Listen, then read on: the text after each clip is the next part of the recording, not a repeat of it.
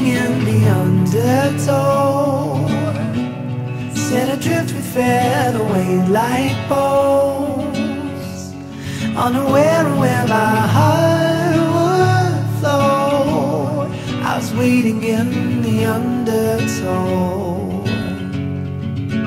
Can't touch the bottom, sit into a tumble, waves that shake me out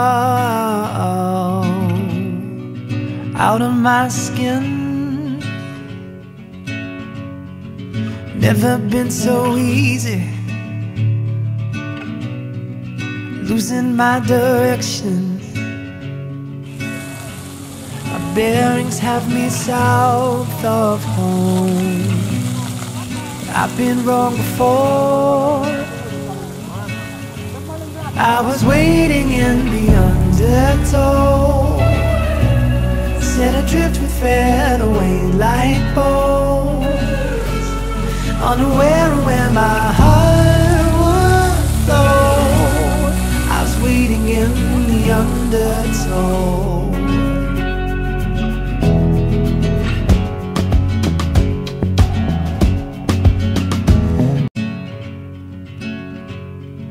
Waves that shake me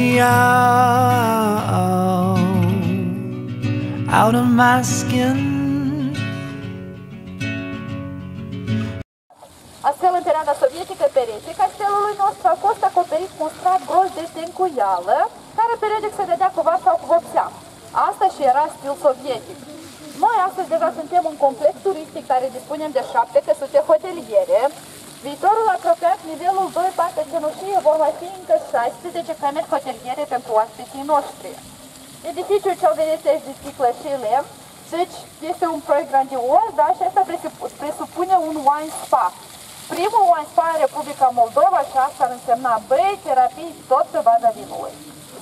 Aici este pavilionul, o sală de evenimente, nunți cu mătrii, zile de naștere, conferințe, se organizează ele aici. Era utilizat de către Constantin Mimi doar pentru producerea vinului. Dumnealui nici măcar o zi aici nu a trăit. Și fiecare nivel în parte avea o funcție aparte pentru vinificație.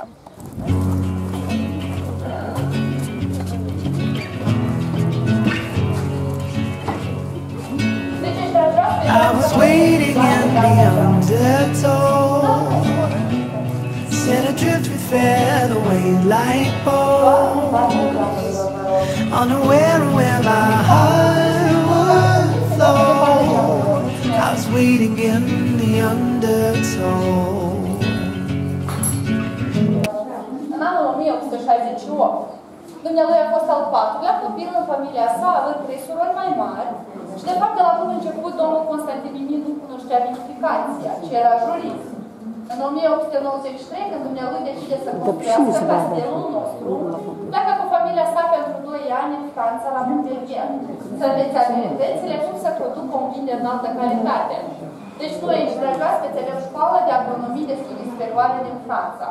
Când domnul Mimi s-a întors din aceeași țară, a adus astfel de soiuri de struguri ca Traminer, Aligotă și Pinot. Aceste soiuri de așa astăzi noi le utilizăm pentru vinurile noastre. Domnul Mimi a fost căsătorit, având o familie mare și frumoasă, 4 copii, soarta acestora a fost diferită, dar de fapt Elizabeta a fost unica fată care a decis să continue vinificația tatălui său. Până și în prezent, domnul Constantin Mimi are strănepoți și aceștia sunt într-o bună relație cu prezenții noștri proprietari. La fel, Mimi a fost primul basarabean care a condus o mașină de tip sport și la vârsta de 61 de ani, dumnealui s-a îndepărtat de vinificație, ocupând alte posturi în România. Iar aici, la această noi avem castelul nostru încă de pe timpurile domnului Constantin Mimi, partea galbenă a edificiului nostru. Și puteți observa că, de fapt, acesta are același aspect, da, ca și în prezent. 90% a fost păstrat totul original și acesta reprezintă primul și unicul document salvat de acele timpuri care ne-a ajutat pentru procesul de restaurare. Iar în 1914, castelul nostru este vizitat de către ultimul țar al Rusiei, Nicol al II-lea, și în 1924 castelul este vizitat de către prințul tronurilor române, Carol al II-lea. Deci după întâlnirea cu Carol al II-lea, Constantin Mimi devine directorul Băncilor Naționale din România. Mult mai recent, în 2016, castelul nostru este vizitat de către prințesa tronurilor Danemarce. Este doamna negru lângă Domn. Iar dacă sunteți cunoscuți cu capitala noastră, dragi oaspeți, noi avem Casa Părintească a Domnului Constantin Mimin. Aceasta se află pe strada București, la intersecție cu Serghei Lazov, vis-a-vis de stadionul sportiv Dinamo. 1940 începe perioada sovietică pentru castelul nostru, iar pe mijlocul castelului a fost amplasată Rustea Roșie, ce reprezenta simbolul ideologic al celor timpuri. Tot în perioada sovietică erau peste 1500 de angajați. Astăzi noi avem doar 250 de angajați. Imaginați-vă că în 1964, partea din fața castelului nostru în perioada sovietică arăta el așa, mai mult industrial decât turistic. 2010, același polițișor, dacă totul era într-un dezastru mai mare. Când am început noi procesul de restaurare a castelului. Ca să vă fie mai ușor să vă orientați, aici este viitorul nostru hotel, 16 camere hoteliere. De pe imagini puteți vedea și linia de cale ferată, care am menționat-o, și toate clădirile care le vedeți aici, noi le-am demolat. Astfel, noi am dat o nouă infrastructură complexului nostru turistic. Noi vă rog să avansați, grupa este mare și este nevoie să încapă toți. Și noi ce avem aroma vinului, a stejarului și a lemnului. Toate butoaiele care le vedeți aici sunt pline cu vin roșu la proces de măturare. Deci butoaie pentru decorațiune aici noi nu ținem. Tot în beciurile dumnealui noi păstrăm una dintre cele mai vechi sticle de vin din Republica Moldova. Este un vin german din anul 1727. Și vă invit noi să vedem această sticlă. Cea mai mică de pe raftul din mijloc, acoperit cu o peliculă și are o etichetă galbenă. Este vinul din anul 1727 și numele acestui vin este vreme transfererea apostolului ani. Când am început procesul de restaurare internă a beciurilor noastre, noi am găsit câteva sticle de vin posovit Tafir și o sticlă de 0,75 de ml a costat 75.000 de euro. În Republica Moldova doar la noi se găsesc ele și pentru a produce o sticlă de volumul dat este nevoie în jur de 500 tone petale de trandafir.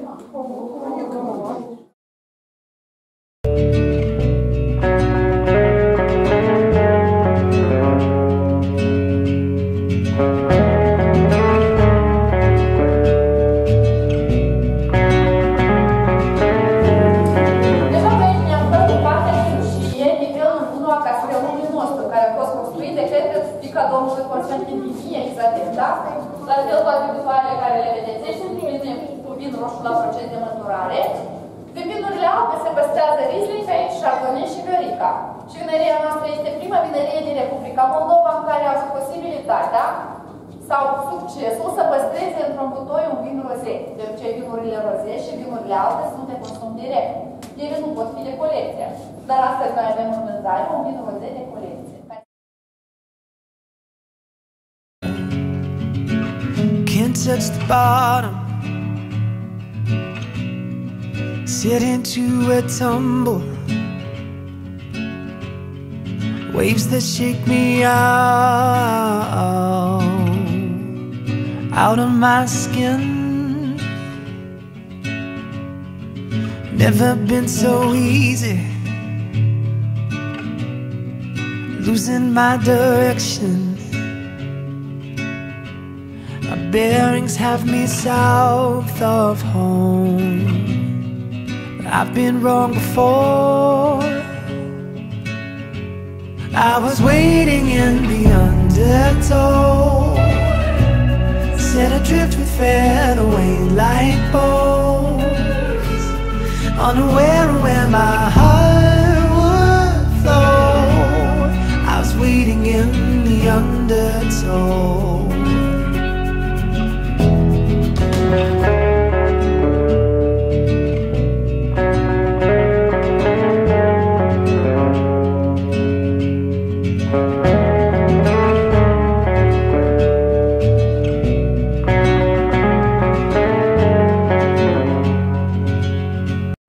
Sânțienele este un cupaj din 3 soiuri autohtone. fetească albă, fetească regală și Viorica. Viorica în popor se numește busuioacă. Este un pic mai evidențiată. Vă readuce că și gustul este unul mixat între dulcișor și acrișor, grapefruit și lime. Spre final, vinul este bine compus gust de durată. El persistă mai mult în calitatea bucală. Dacă să vorbim de aroma acestui vin, este una afumată, lentaninos și sâmbure de vișin. Gustul deja este de durată, este un vin taninos, astringent și complex. 15% de alcool are acest vin. I was waiting in the undertow, set adrift with fed away like bows, unaware of where my heart would flow. I was waiting in the undertow. Can't touch the bottom, sit into a tumble, waves that shake me out of my skin. Never been so easy, losing my direction. My bearings have me south of home, but I've been wrong before.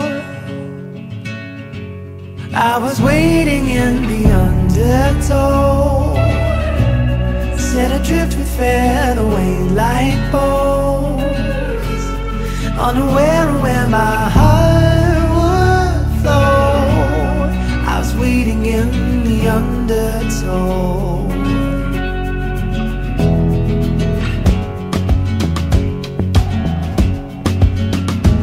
And the water feels like a friend I've not seen in years, so familiar and strange at once, like a lover who lost her touch. At first I was hesitant, now it seems oh so curious. How'd I wind up so far from home, when I barely had left the shore?